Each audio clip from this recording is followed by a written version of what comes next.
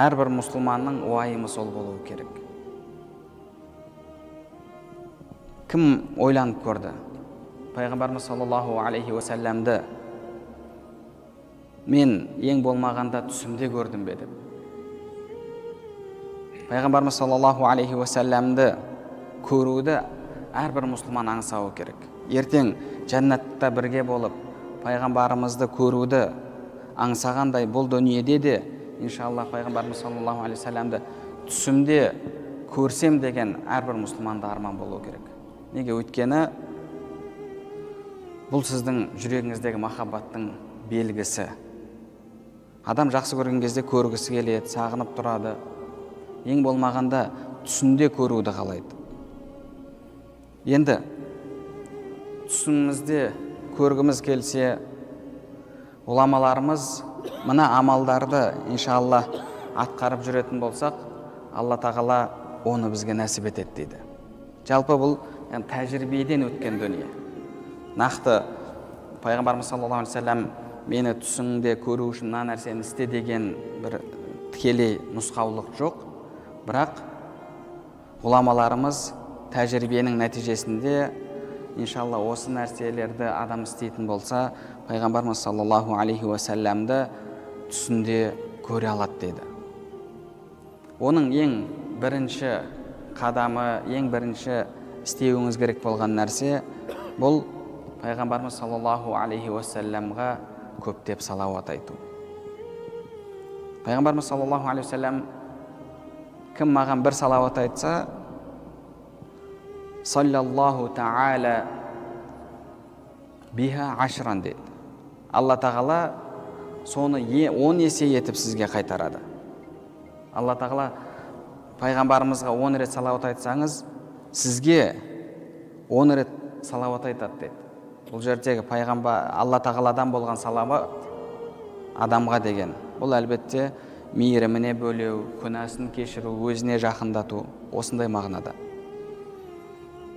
Пайғамбарымыз саллаллаху алейхи уассаламға салауат айту арқылы сіз күнәңіздің жойылуына, күнәңіздің кешірілуіне қол жеткізесіз. Пайғамбарымыз саллаллаху алейхи уассаламнан бір күні бір сахаба сұрады: "О Алланың елшісі, мен өзімнің дұға зікірлерімнің жартысын саған салауат айтуға арнасам қалай болады?" деген кезде пайғамбарымыз саллаллаху алейхи уассалам: "Зид, тағы да қос" деді.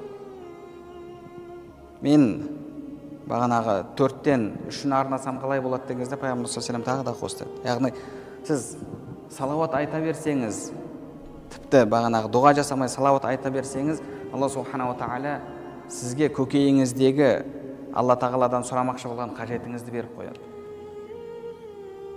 Пайғамбарымыз саллаллаху алейхи уассалам өзінің хадис шарифінде айтады: Алла тағала өзін зікір етушілерге одан тілеушілерге бергеннен артық етіп береді дейді. Яғни біреу өзінің қажетін тілеп жатыр. Екінші бір адам Алла тағалаға зікір айтып, пайғамбарымыз саллаллаху алейхи уассаламға салауат айтып, мақтау айтып жатыр. Алла тағала оның көкейіндегі, жүрегіндегі мұңын, мұқтажын, қажетін біледі. Сол нәрсені оған беріп қояды. Және иншаллах пайғамбарымыз саллаллаху алейхи уассаламның махаббатына қол жеткізесіз. Сол үшін де әрбір мұсылманның пайғамбарымызға деген салауаты көп болуы керек. Имам Ал-Хафиз Ас-Сахауи рахмахуллах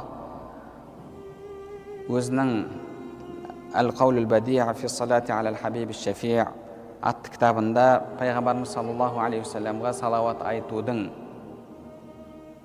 көптеп салауат айтудың ең азы деді.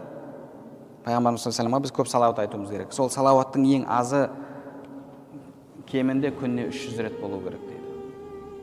Яғни қолыңызға таспыңызды алып, Аллахумма салли аля Мухаммад ва аля али Мухаммад, кама саллайта аля Ибрахим ва аля али Ибрахим деп салауат айтатын болсаңыз, немесе Аллахумма салли аля Мухаммад ва аля али Мухаммад деп тағы да басқа да салауаттың бағанағы сөздері бар келген. Соны айтып пайғамбарымыз саллаллаху алейхи уассаламға иншалла күніне ең кемі 300 рет салауат айтатын болсаңыз, бұл сіздің пайғамбарымызды түсіңізде көруіңізге иншалла бір себебін тигізеді. Пайғамбарымыз саллаллаху алейхи уассалам кім мені түсімде көрсе шынайы көріпті дейді.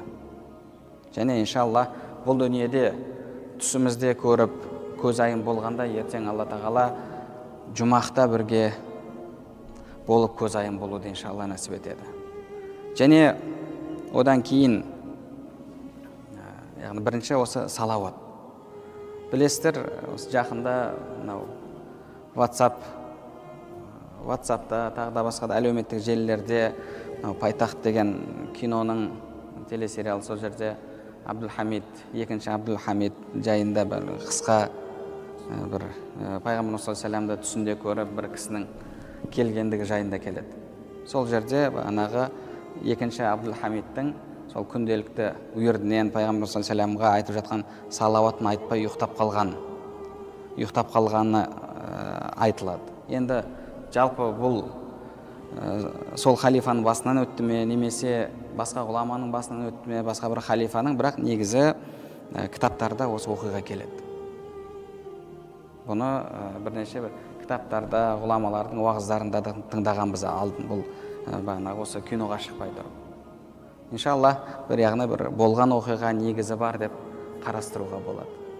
Қарап отыратын болсақ, пайғамбарымыз саллаллаху алейхи уассалам бағанағы пайғамбарымыз саллаллаху алейхи уассаламды мадақтап, пайғамбарымыз саллаллаху алейхи салауат айтудан ұйықтап қалған адамға біреудің түсі арқылы өзінің сәлемін жеткізіп жатыр.